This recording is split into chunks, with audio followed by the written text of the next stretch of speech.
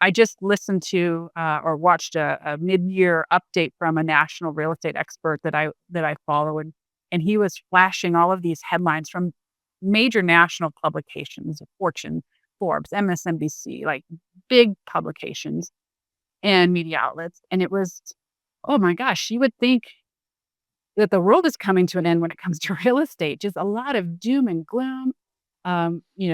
Prices are falling everywhere. Nobody is moving. Nobody is buying anything. And it just was like, really? Hmm. And then he put up, well, let's actually take a look at the actual numbers to see what's happening.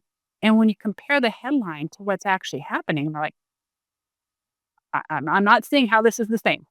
And so I think a lot of people get so focused on what they're hearing from these headlines and not actually going to a true real estate expert in their market and sitting down and talking with them to find out, okay, what's really happening.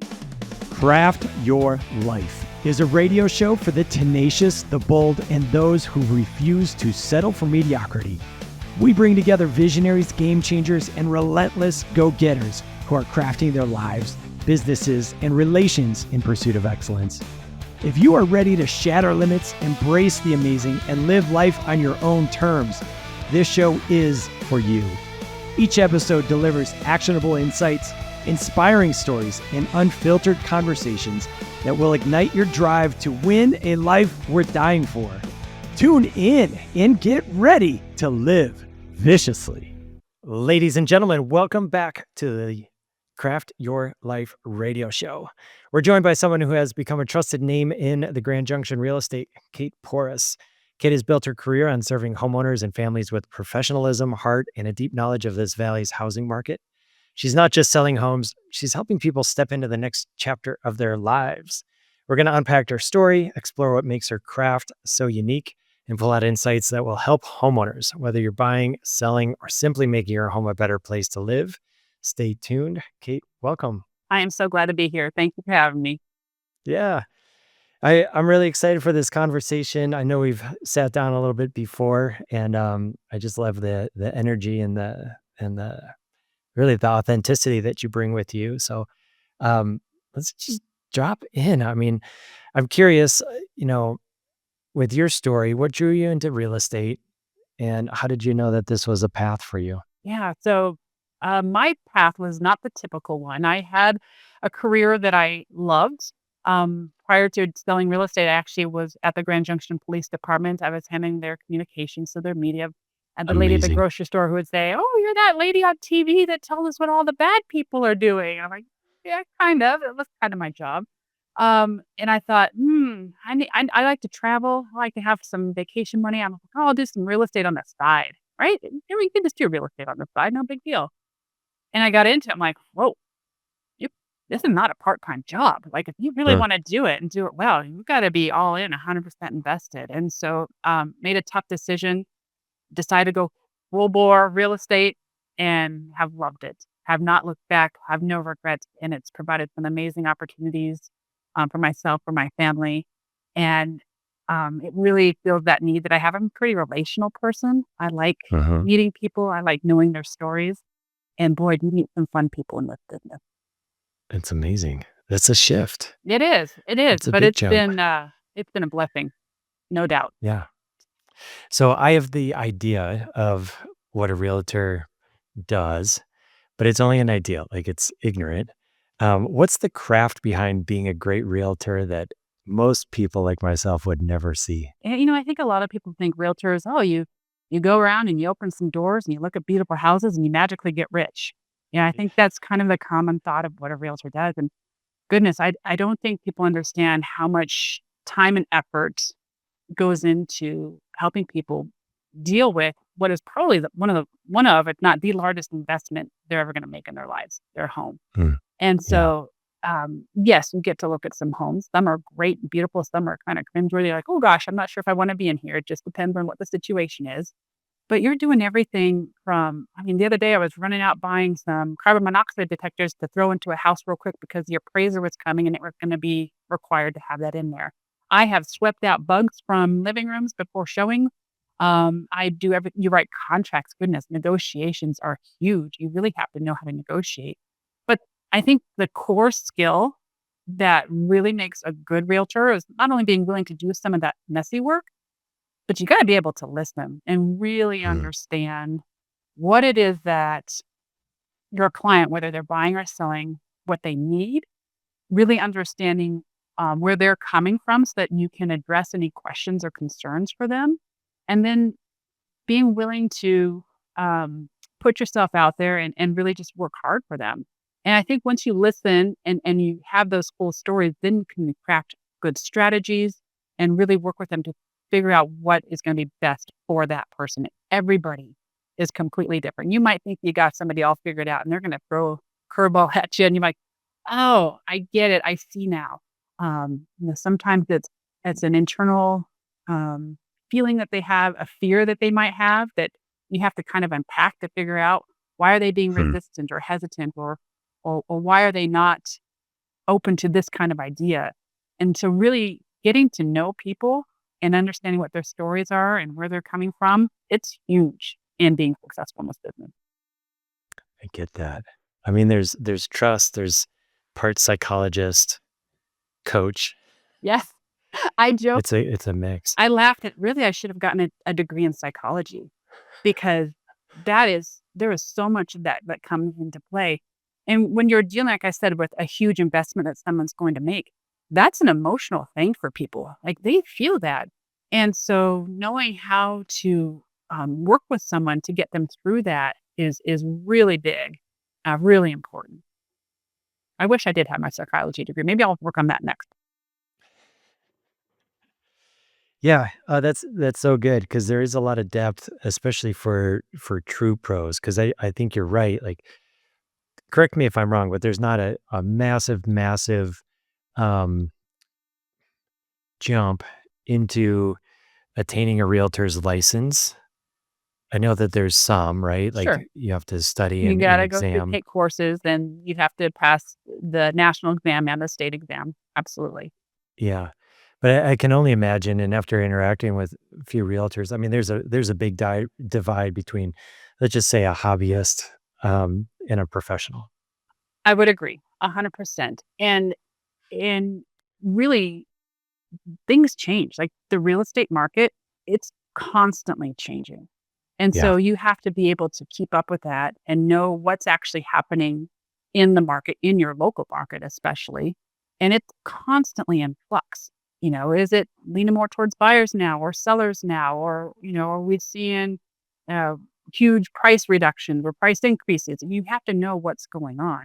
And you have to be in tune to, for example, if you're going to be listing a house, what is it that buyers are looking for right now? And how can you use that when you're marketing the house that you're trying to sell, for example?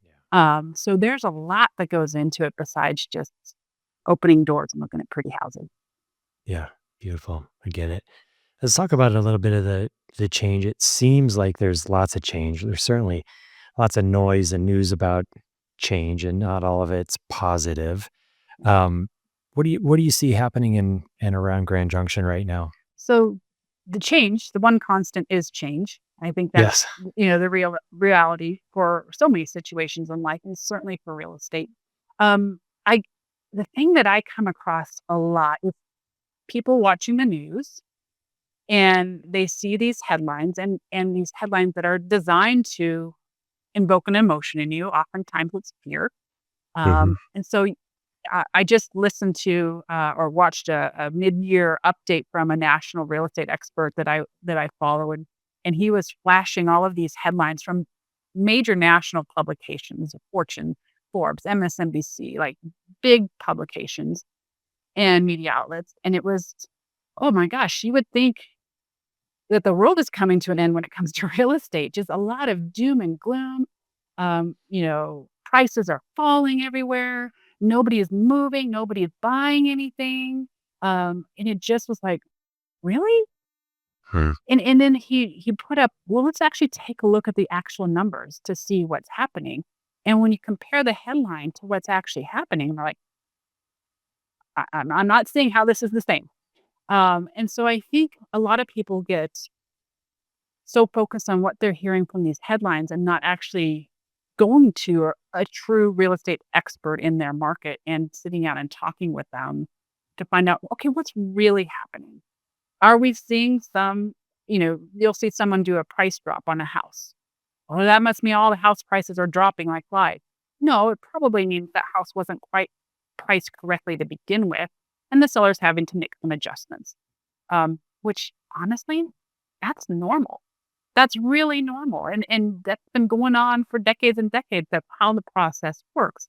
Um, but I think people just really need to be careful about, you know, paying attention to headlines and all that, and instead go find a trusted expert, a real estate expert, someone who's truly invested, someone who is knowledgeable, someone who stays up to date with the changes, and sit down and have a conversation and find out what's really happening in your market.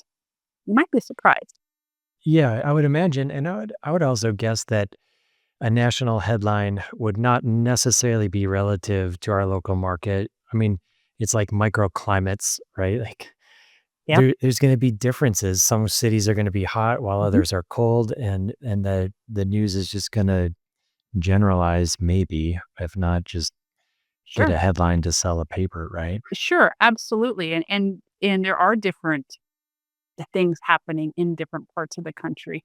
In Mesa County, for the last several years, we have somewhat followed some of the national trends. For example, our median home price is fairly similar to the median home price nationwide. You look at the number of available homes for sale. We've kind of followed some of those same patterns nationwide. Doesn't mean it's exactly the same, but those national trends, um, depending on if you're actually looking at the real statistics, the real numbers for it, we oftentimes are somewhat in line with that. If things are slowing down in one area, we might slow down too, and things pick up, we often pick up too. But you're right. Our market compared to even a Denver market is going to be totally different. And so you really need to, again, get with someone who knows what's going on. Yeah. So I can't remember if we had hit record yet or not, but you were mentioning that, like, in our market today, buyers are interested in move-in ready type of Yeah, stuff, which also presents an opportunity for somebody that wants to do some sweat equity. But speak a little bit more into that, and sure. for sellers. So for a number of years, both nationwide and locally, the number of available homes for sale, or inventory, it has been really low compared to the number Hmm. of people wanting to buy homes. And so a lot of that you could see evidence of that too, 3, 4, 5 years ago when home prices started really increasing quickly. It's because a lot of buyers were taking advantage of low interest rates and whatnot, wanting to buy, and there wasn't enough inventory to keep up. Builders have been pretty active in our county in the last couple of years and really been working to kind of increase some of that inventory. And so if you drive from one end of the valley to the other, you're going to see there are new neighborhoods all over the place. And and they're in different price ranges too. You have big, beautiful, expensive, multi-million dollar homes going up. You have very affordable, first time home type properties being built too, and in between as well. And so there's those opportunities now that we have more inventory like that, where people are taking a look at those and saying, "Oh yeah, I could just move right in. I won't have to fix anything for a long time. This is a good deal." And it is. It is a good opportunity. But what we're also seeing is sometimes on homes that are we call resale homes, they were built and have been lived in Hmm. already. Those, if they're not in good condition, it might be a little bit more challenging to get those sold right now. Um, when buyers have that opportunity to move in, not have to do any work and just be golden, that's really appealing for a lot of buyers right now. What that means, two things. One, if you're a seller, I think it's really important that if you're planning to sell your home, before you even put it on the market, really take a look at what projects can I tackle? How can I freshen this up? How can I make this feel like a bright, shiny penny, even though it's a 30-year-old house? Um, and really looking to see what's going to make your house appealing to buyers.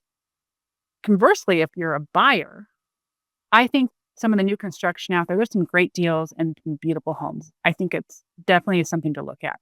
However, if you're willing to put just a little bit of sweat equity into it, yeah, this isn't the prettiest home on the block, but maybe if I could budget to do this, that, and the other, I might get a ton of value out of that house and grow my equity very quickly by just putting a little elbow grease into it and doing some of those projects on your own.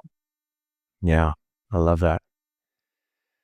Hey everybody, this is Luke from Cooler Garage Doors. Just want to take a quick second to talk about our sponsor, Sommer Garage Door Openers. In our opinion, Sommers are the highest quality product on the market today. We recommend them for all of our residential garage door installs because of the variety of features they include, such as Wi-Fi connectivity and safety features such as a fixed chain, which moves along a secure rail to ensure your garage door opens quietly and safely. Click on the link in the description to learn more about Sommer Garage Door Openers.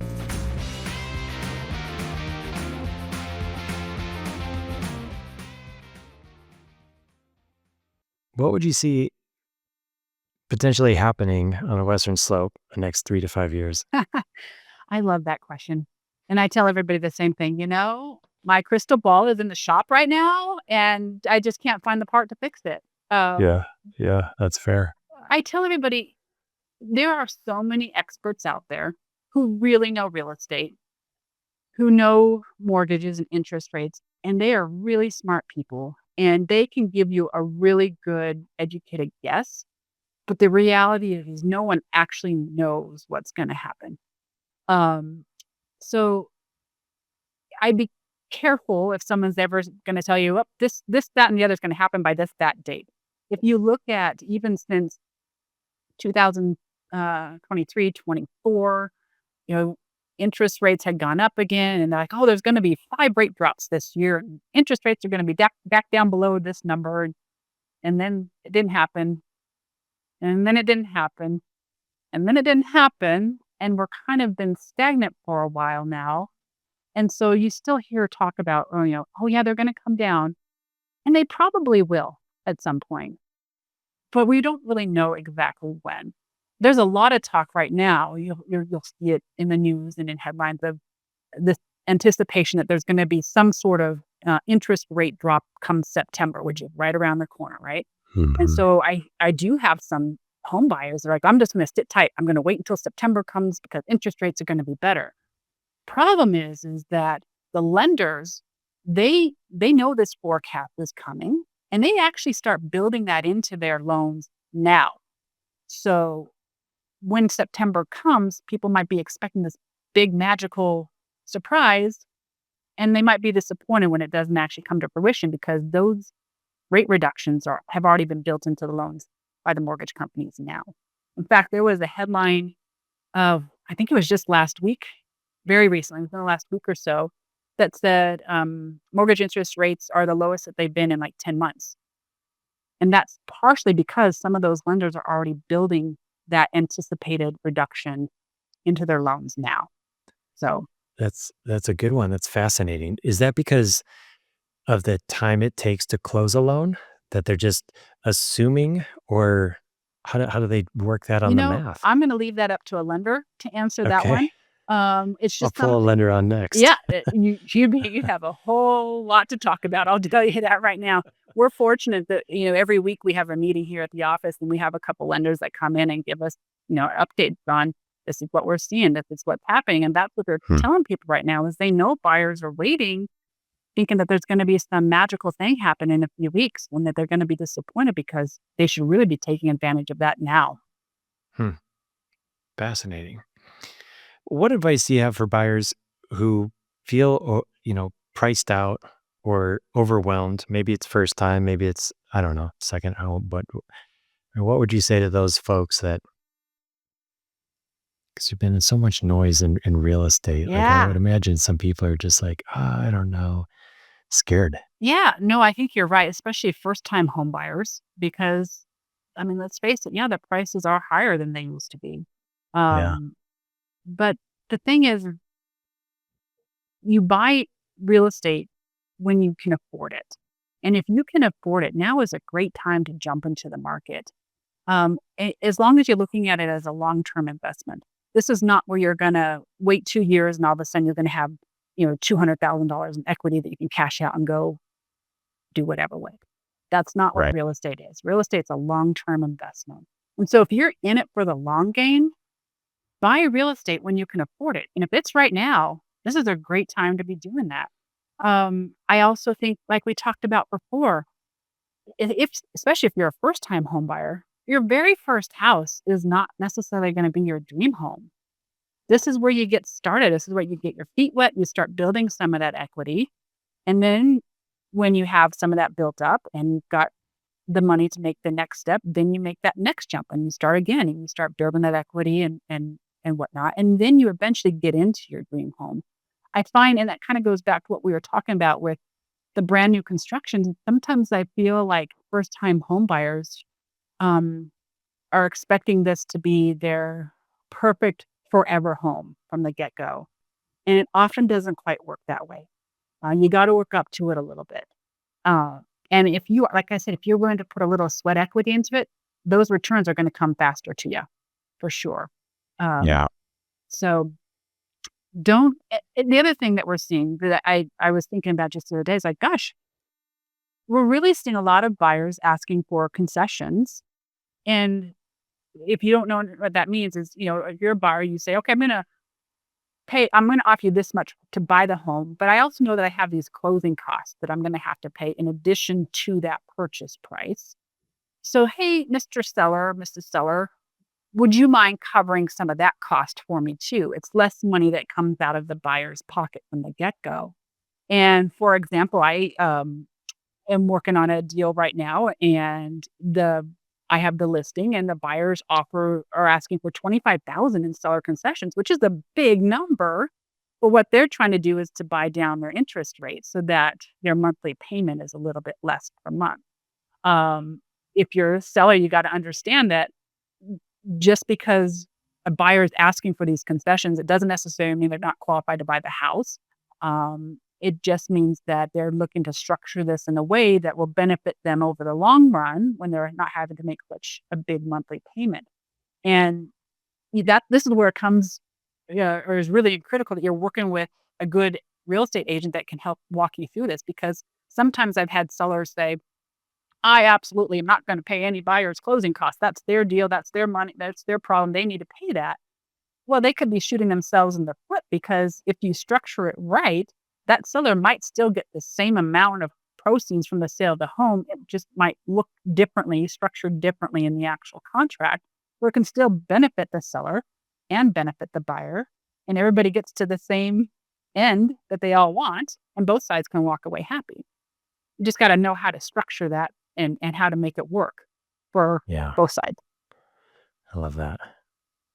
Is it a buyer's market right now? I love that. I get that question all the time. I bet. No, not really. I was looking up, I actually pulled it right here, the 6-month absorption rate. So absorption rate means if nothing new were to happen, no more homes came on the market to sell, how quickly would we run out of inventory? And so a balanced market is, about 5 to 6 months of inventory. And so Okay. it depends on which price range you're looking at. So this is for Mesa County.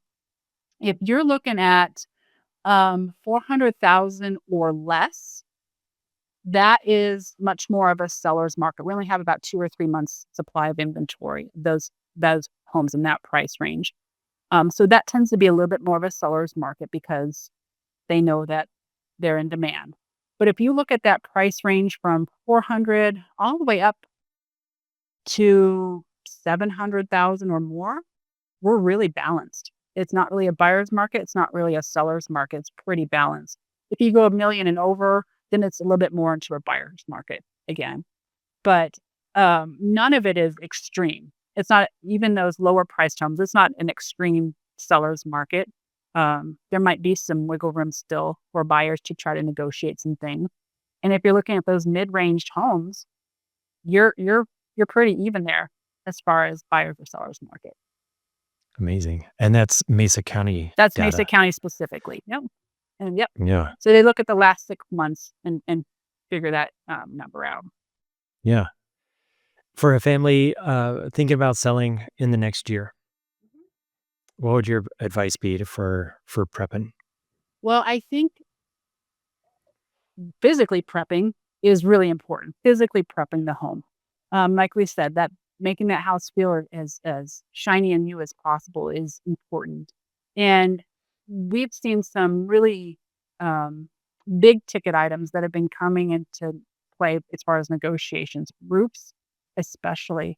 In the last year, whether it was on the buy side or the sell side, it feels like almost every house I was doing was getting a new roof in some way. Um, a lot of it is because, we had a big housing boom in the early 2000s, and so a lot of these homes are, their roofs are now 20, 25, 30 years old. It's time to replace Huh. them, and so we're seeing a lot of that. We had that freak hailstorm a few weeks ago. There's a lot of Yeah. re-roofs going on for that right now. Yep. But There's a lot. buyers are really taking a look at what are some of those big ticket items that they're going to have to pay for in the not too distant future and trying to negotiate some of that in. So if you're a seller, know beforehand what some of those items might be. Are you going to need a new roof? And if you are, you're going to either factor that in how you price the home, or maybe you can get it replaced now. And that's a great selling feature that you can offer when you do list your home. Your HVAC system, how is that looking right now? Does that need to be replaced or at least serviced or upgraded? All of those big ticket items, your garage doors. Garage doors add great curb appeal to a home. It's the first thing often Mhm. that people see when they drive up. Is that something that's going to make your house look attractive? And does it work correctly? You look at inspections, and oftentimes the safety features on the garage door are called out because nobody's been paying attention to that for the last 20 years, and now it needs to Mhm. be repaired or replaced. So if you're a seller, take a look, and you can even get a pre-sale home inspection done. If you don't know, if you're not a savvy person when it comes to what might be wrong with your home, hire a home inspector and get an inspection done ahead of time. And then you'll know. There won't be surprises that, hopefully, as long as you get a good inspection, there won't be surprises that come up if you do go under contract. And try to knock off as many of those things as you can now to make that home as shiny as possible when you do list it. Yeah, I love that. Do you notice any home features, like specific features that people are prioritizing in GJ? Kitchens are always that's the Always. ever existing favorite feature, the kitchen. Yes. And Yeah. it's you think about it, it's really the heart of the home for many people. And so that's where a lot of people spend a lot of time, not just cooking, entertaining. Kids are doing homework at the kitchen table. It's where people tend to gather. So having a nice kitchen is always a big draw. And then the next is often the primary bedroom, primary bath. Kitchens and baths are usually the two biggest items. If you're going to spend a little bit of money, put them in there. Most likely, you'll get your money back. I say that, make sure that any updates that you're doing in your home are designed to fit the level of that home for that neighborhood. So if you're in a mid-price range house, then you want to make sure your finishes are similar to the other homes in that neighborhood. As far as, don't go putting in some crazy, super fancy, you're only going to see this in a $300 or $3 million home feature in your Mhm. house, because Yeah. you're going to Yeah. waste your money. So make sure you're fitting it into the style, the price range for the part of the market that you're going to be in. That's a great nuance that I would not have thought about. Um, Outdoor living. Do we see outdoor living? Oh Is that yeah, a thing? we're in Western Colorado. I Absolutely. know. It's gorgeous here. Yes. Yes. Yes. And outdoor living is huge. If you and and I think that's a lot of what we're seeing too are people that are moving to Western Colorado for the lifestyle. They're Yeah. coming here Yeah. because they want outdoor living. And so if you have features of your home that you can enhance and make that even more appealing, I think that's a fabulous idea. Yes. Yeah. I've always been curious about it because, yeah, we live in a beautiful environment and we don't have to tell everybody, but the Oh, word's gotten out a little bit. yeah. U.S. A Today. We're constantly in there. All of Yeah. these national wine magazines, and the Yeah. word is out that like this is the Yeah. place to be, and we're Yeah. seeing it.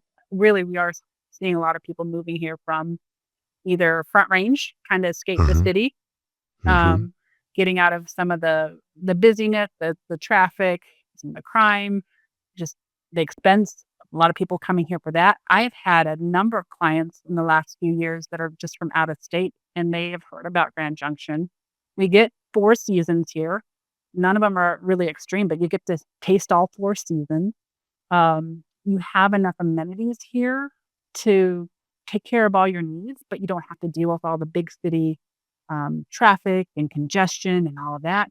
And really, our prices, although it feels high to some of the people that have been here a long time, our home prices are actually pretty affordable when you look at some of the other parts of the country. And so those are big draws for people, and they're Yeah. coming. They're coming. Yeah, they are. They are. All right. I'm going to shift a little bit. What's the most inspirational, rewarding story you've experienced with a client? Oh gosh, there's so many, and they're all so different. They're hard to pick one. Um, I will probably go back to the very first closing I ever had. And it was a gentleman who was in his, mm, I would want to say mid 30s or so, maybe in pushing 40, but never owned a home before. Had lovely wife, had kids, and had been working hard and had saved up and was finally able to purchase his first home.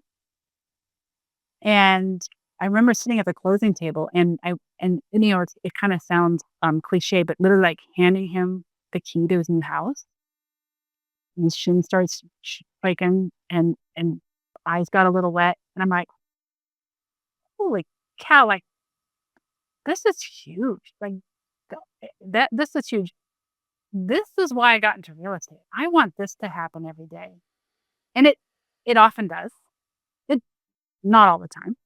Um, Sometimes there are situations that are not happy situations that you're having to buy or sell homes for, or help people buy or sell their home. And it's not a happy situation. You've got to work through that too.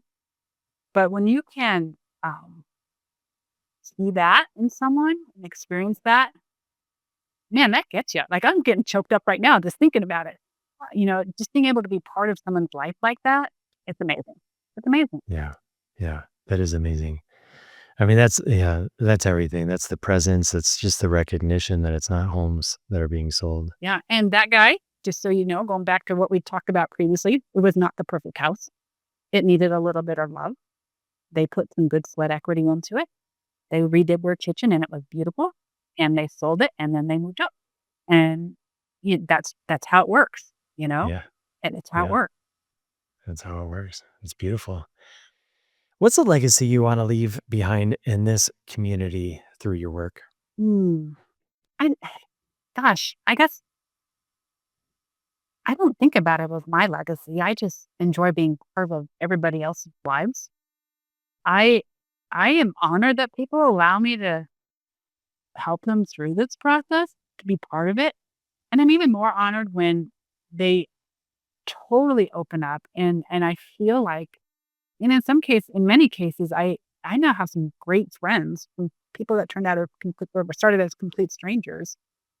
Um, I don't need a legacy for myself. I want everybody else just to be on the path to having a place that they truly love to live in, and they're in a sound investment, and they're doing the things that are going to allow them to, have a great life down the road. That's that's all I need out of. I love that part of it. Love it. Love it.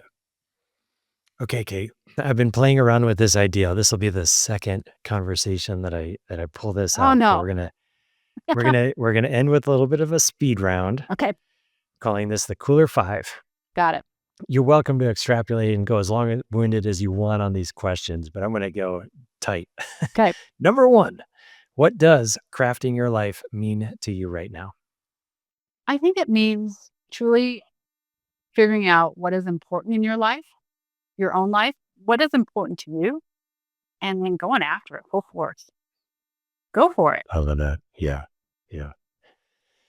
What's one hard lesson you had to learn in your career that made you better? Oh, there's been a few hard lessons. Um, I think just making sure that I oh gosh, that's a hard one.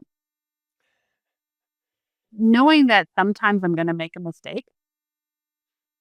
I'm human too, and that's hard.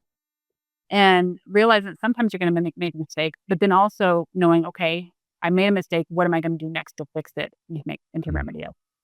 yeah. Yeah. Yeah. Some of those lessons can be hard for Yep. sure. What's a simple practice or habit that you do daily that changes the game for you? Trying to get my head in the right space all the time. This business, uh, my there's a lot going on, and sometimes it's all great, like that first closing that I had, sometimes it's not, Mm, and I have to remember that it's not always on me. I tend to internalize and personalize things, and I'm a fixer personality, so I wanna fix everything, and sometimes I can't. So just having my head in the right space of, "Yep, this is on me, I can fix this, I can help with this," and that's not, and that has to be up to that person to take care Do you have any specific practice that gets your head in that space, or is it of. just like a reminder and a skill of, watching it go in one direction, be like, nope, we're going this way. It's funny you ask. I actually have a coach. I use a coach for my business in terms of this kind of stuff exactly, and we've been Love it. working on it of when something pops up and I consciously think, "Oh, that's mine. I'm gonna fix it," or "That's not mine," and I have to let it go. That's Yeah, mine, that's yeah, not mine. And yeah. it's something that it's a constant work in progress. Constant, Wow. constant, but well worth it. Absolutely. Absolutely. When homeowners think about their biggest investment, their home, what's one overlooked thing they should pay attention to? One overlooked thing that Yeah. I think it's really important to have someone on your side that's working for you. When we had the market going really strong and everyone's like, "Homes are flying off the shelf." We had so many people nationwide and here too get their real estate licenses, and so because I thought it was easy money, and someone like, "Oh, I'm gonna use Uncle Bob because he just got his real estate license and he's Uncle Bob, so he's gonna be great," but Uncle Bob may not be your best resource advocate person working for you, and so I think it's important for people that are gonna be buying a home to make sure that you're working with someone who knows what they're doing and is really going to help you through the process. There are a whole lot of moving parts. It's not just looking at homes, that's just step 1. There are a whole lot of moving parts that you need to have someone who's truly experienced and knows what they're doing to help get you through that. Yeah. Yeah. Love that. All right. Last of the five. If you could leave one message behind for this community, something you want to be remembered for, what would it be? Just that I love being part of this community, and, um, I'm grateful that I live here. I've lived in other parts of the country, and I've been grateful for those experiences, but I chose to come back here for a reason. This is my heart's here, and I don't wanna do anything that's gonna break my heart, so I'm gonna make sure that I serve this community well. Yeah. Beautiful. Kate, I appreciate the conversation today. I mean, I definitely walk away with a little bit more understanding. I mean, I got educated just in some of the nuance, and we didn't even go into all the nitty gritty details. I know that they're there, but Yeah. just understanding the depth of what you do for folks in that profession. So I really appreciate the education, the awareness, your authenticity. How do people find you, Yeah. engage with you after this convo? I would love to answer any questions that you have. You don't have to be buying or selling a house. You might just have a question, and I really enjoy educating people because I think it serves everybody better when people are informed and knowledgeable. So if you wanna give me a call anytime, 970-985-8555. I also have a bunch of resources on my website, and that's just kateporras.com. Beautiful. Beautiful. And you're still running a little, not a little, but a show Yeah. on one of the radio stations. KAFM. Yep, Yes. KAFM, second Wednesday at noon. Second Wednesday of every month at noon, And you've been a great guest on there. We just had Tom Ziola with Save a Tree talking about saving the trees in your yard because there are a bunch of them in this town. If you drive around, there's a bunch that are not doing so hot. But he gives some great Yeah. information. And I'm always looking for good guests to come on there and talk about house talk is what it's called. And you talk about all things real estate and house. House talk. I need to follow up with that last guest. I've got a aspen in my yard that's not like, Yeah. it might be time. They don't have a long There's some things lifespan. going on out there and they've got some great resources for saving them, or maybe it's just time to take it down and start over. Yeah, beautiful. Kate, thank you so much. We'll have all of your contact details in our show notes for listeners, and I encourage listeners to reach out to you. And you mentioned the education part, and I definitely see you as an educator. And Oh, so thank you. thank you for bringing knowledge about, and thank you for the conversation Thanks today. so much for having me on. I truly appreciate it. Thanks for getting this information out there too.